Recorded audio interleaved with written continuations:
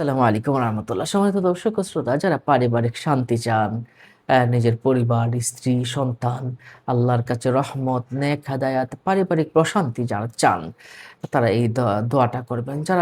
যারা চান তাদের সন্তানাদি ধার্মিক হোক, ভালো হোক, হ্যাঁ? শেষ সময়ে যেন এই সন্তান দ্বারা আমাকে বৃদ্ধাশ্রমে না যেতে হয়, ধার্মিক বংশধর যেন হয়, চোখ যেন জুড়িয়ে যায় এবং আপনার সন্তান যেন ভালো নেতৃত্ব দিতে পারে, আল্লাহর পথে থাকতে পারে এবং এমন মানুষ যেন তৈরি হয়। এজন্য কিন্তু আপনার একটি দোয়া আছে। এই দোয়াটা আপনি পড়বেন। দোয়াটা কি? রব্বানা হাব লানা মিন আজওয়াজিনা ওয়া যুররিয়্যাতিনা কুররাতা আয়ুনিন ওয়াজআলনা লিল মুত্তাকিনা ইমামা।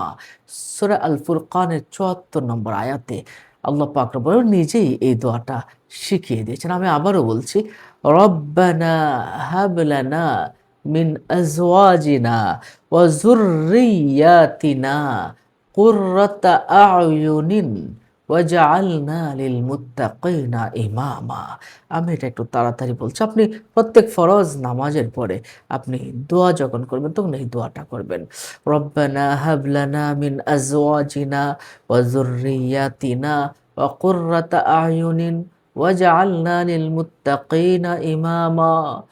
রব্বানা হাব লানা মিন আজওয়াজিনা ওয়া যুররিয়্যাতিনা কুররাতা আয়ুনিন ওয়াজআলনা লিল মুত্তাকিনা ইমামা। ও আমাদের প্রতিপালক, ও আমার প্রভু, আমাদের স্ত্রী, সন্তান, সন্ততিদেরকে আমাদের জন্য চোখের শীতলতা হিসেবে প্রদান করো। আমাদেরকে আল্লাহ ভীরু এবং মুত্তাকিদের জন্য আদর্শ স্বরূপ গ্রহণ করো। এভাবে আল্লাহর কাছে দোয়া করবেন। এই দোয়াটার অর্থ হলো, হে আমাদের প্রতিপালক, আমাদের স্ত্রী, সন্তান, সন্ততিদেরকে আমাদের জন্য নয়ন প্রীতিকর চোখের শীতলতা হিসেবে গ্রহণ করো। আমাদেরকে আল্লাহ ভীরু মুত্তাকিদের জন্য আদর্শ স্বরূপ গ্রহণ করো। সুবহানাল্লাহ। এই দোয়াটা পড়বেন। রব্বানা হাবলানা মিন আজওয়াজিনা ওয়া যুররিয়াতিনা কুররাতা আয়ুনিন ওয়াজআলনা লিল মুত্তাকিনা ইমামা। আপনি দোয়াটা যদি পারেন লিখে রাখবেন, আমি ডিসক্রিপশন বক্সে দিয়ে দিব। যখনই সামনে পড়বে এই দোয়াটা পড়বেন। বিশেষ করে ফরজ নামাজের পরে একবার পড়বেন। যাদের স্ত্রী, সন্তান, সন্ততির ধার্মিক হওয়া প্রয়োজন তারা অবশ্যই এটা পড়বেন। নবীগণও কিন্তু এই দোয়াটা পড়তেন।